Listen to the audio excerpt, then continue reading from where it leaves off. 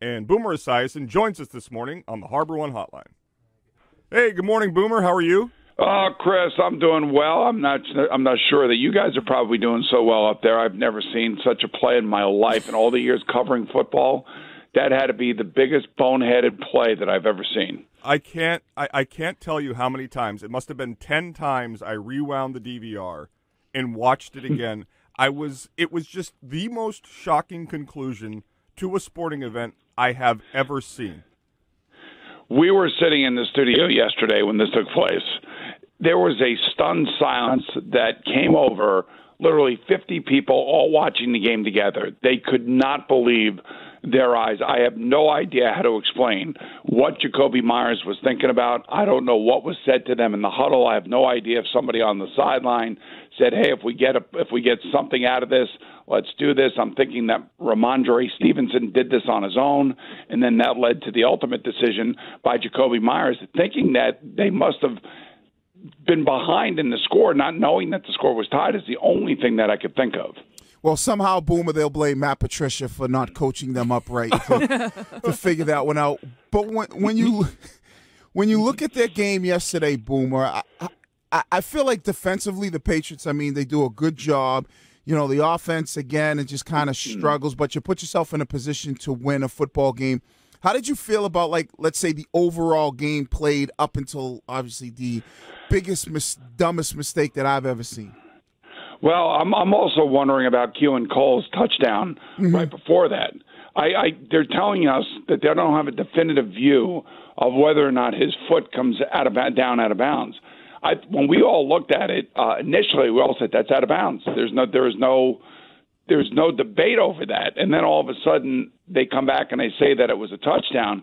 We were shocked about that. Now, I don't know. There was something in the air this weekend in the NFL because the amount of things that happened that many of us have never, ever seen before basically added up to a lot of teams winning games in which they thought they were going to lose the game with about 5 minutes left to go in the game, and other teams, much like the Patriots, they gave up, basically 2 touchdowns like in the last 40 seconds. I've never seen anything so crazy in all my life. I didn't think that Mac Jones played all that great. I didn't think that the offense looked all that good, except for the running offense, and Ramondre Stevenson looked good. But if you just take his numbers off the board, I think that was a very pedestrian, offensive attack. And I don't know, there were a lot of things you could look at. You could look at some inaccurate throws. It looked like Mac Jones was extremely frustrated as the game wore on, and. This is so unpatriot-like. Patriots usually shut the door, close it down, win the game just by understanding situational football better than other teams. And, it is about as a shocking an ending to a game with the way that it ended that I have ever seen. When it comes to the mistakes that they make, though, are you putting it more on the coaches or more on the players? Because this is uncharacteristic for a Bill Belichick team. But, like Wiggy said, a lot of people are going to look towards Matt Patricia and take a little bit of the blame off the offense and put it towards him. Courtney, players have to make plays. And for years, the Patriots always had players that seemed to understand where they were in the game, what the object of the game is. I could go all the way back to Troy Brown, all the way through Julian Edelman, and anybody else that may have ever played defense, or Mike Vrabel, or Ty Law. You can go on and on and on and on and on of players that have gone through there that the reason that they played for Bill Belichick is because they were smart, intuitive players that don't make mistakes like this team makes. And it's got to be extremely frustrating for the fans of the team to watch them implode late in games when their signature has been for the last 20 years, winning games late in games by not making boneheaded plays the way that Jakobi Meyers made. We were stunned is the only way I can put it. And that's a Bill Belichick coach team. He bears some responsibility, but you'd like to think that guys that are in uniform playing in an NFL game understand the situation of the game so they don't make that just unbelievable mistake that Jakobi made. You brought up Vrabel. Just quick follow-up there. Do you take back his Coach of the Year prediction? Well, now you have to, but, Their last 4 weeks have basically they have imploded, and they've imploded for a number of reasons. And it all started after they beat Green Bay. They get back, they land in Tennessee, and their offense coordinator gets pulled for a DUI. Then they fire their general manager because he made some trades in the offseason that came back to bite the Titans, most notably A.J. Brown for the Philadelphia Eagles. And then, of course, Ryan Tannehill can't stay healthy. And yesterday he has to play 3/4 of the game with a high ankle sprain where he could barely protect themselves. And it just seems like that team is falling apart, and the Jaguars are coming on. And now all of a sudden the Jaguars look like, they're going to be the odds-on favorite to win the AFC South. And if you would have told me that 5 weeks ago, I would have said there's no way I would have bet any amount of money thinking that the Jaguars would have a chance to overcome the Tennessee Titans.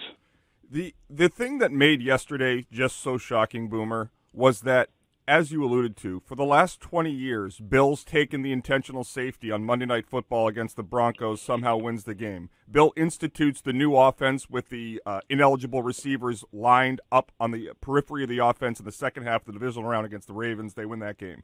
Last night was just sort of the culmination of a season where everything that Bill was, where his staff made the most of the players, Bill took advantage of situations and exploited weaknesses in defenses using rules they may not have been aware of, has just gone up in smoke. I mean, is there anything that you think long-term ramifications will occur after this, or are we just losing our minds today?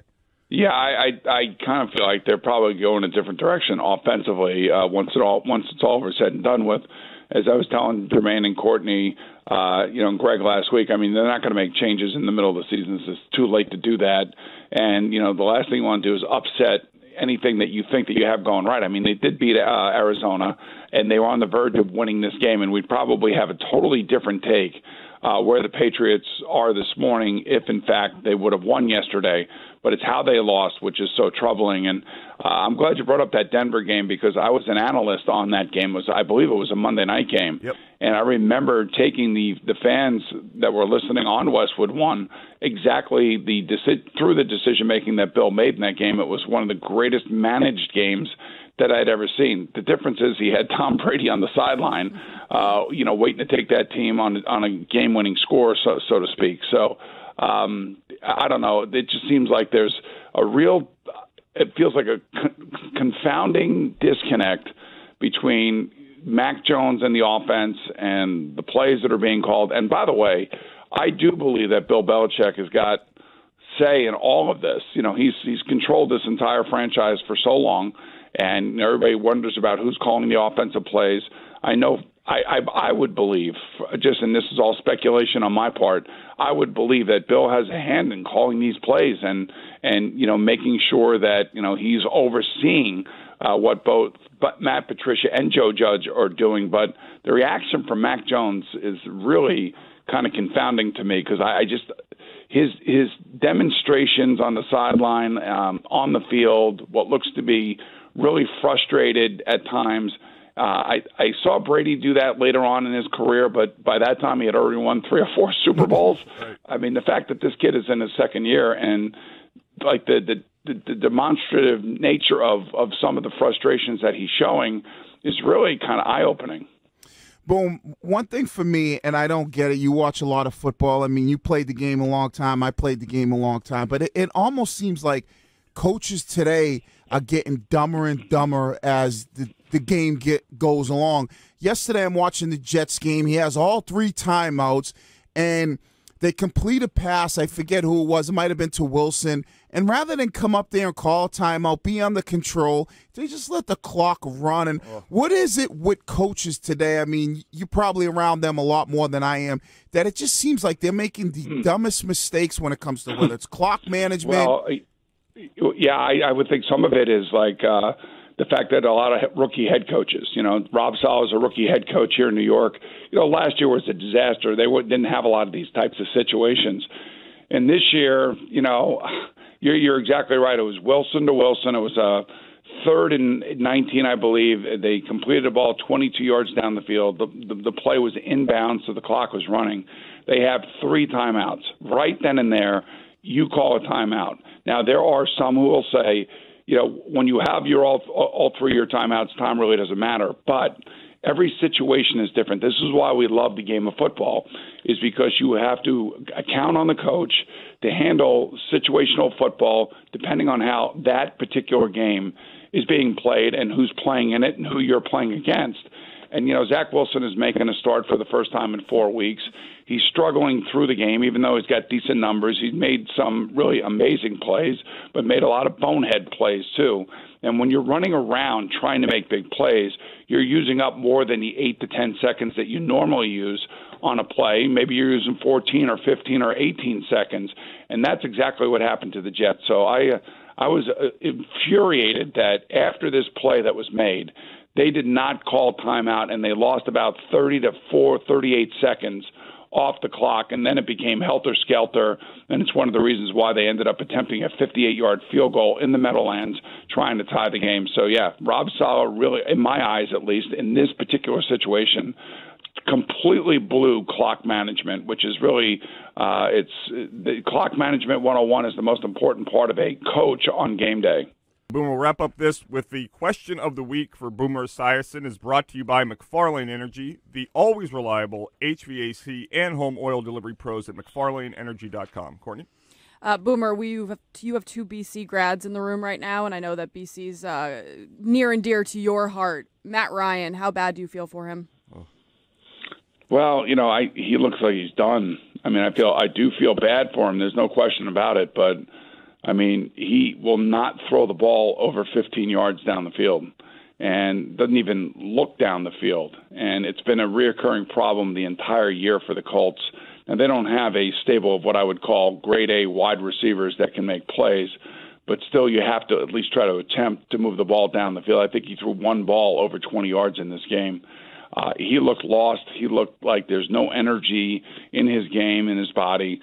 And, I guess you would say the ingredients of a comeback basically include, turnovers, penalties, missed plays, short 3-and-out offensive series, and special teams screw-ups. And all of those ingredients were in place in the second half against Minnesota. So while I do feel bad for Matt, I think he's made close to $300 million, Courtney. So I think he'll be okay in the long run. Hey, Boom, let me say this. I got to thank you for the candles and wine because let me tell you something. A Christmas gift that was near and dear to my wife's heart. Great night for your boy. Appreciate it. I'm glad at least you got something out of it. I knew did. Courtney would like it. That candle is amazing. Yes. Oh, my God. Well, you're very welcome, guys, and I appreciate working with you guys every year. And too bad Greg is not here to say thank you, but I'm sure he feels the same way you guys do. He loved it. Merry Christmas to you and your family, Boomer. Thanks so much. Thanks so much, guys. Talk to you next week. See you, boys.